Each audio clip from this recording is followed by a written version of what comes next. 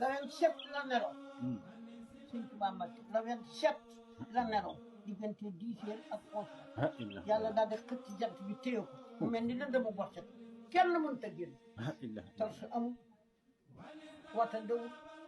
yuux yi mel ni ay ci àll bi bàyyi may woote naan gër bi moomee bu ko kenn yónnee ma ne ko maa ngi ci kaw lalu yaay toog duma dem fekk dama gisuma dara bay dem yuux yi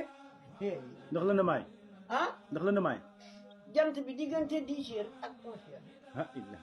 yàlla ñu di jant bi mu def ko leen dem waxset boo xam ne gi wata dawul topp si yu amagul doo gis dara yuux yi mel ne ay ñuy dal ci garab yi ñuy daw ci àll bi moo di ko topp kenn daa xam ne mu doon ci àll bi ni dee ci àll bi di daw rek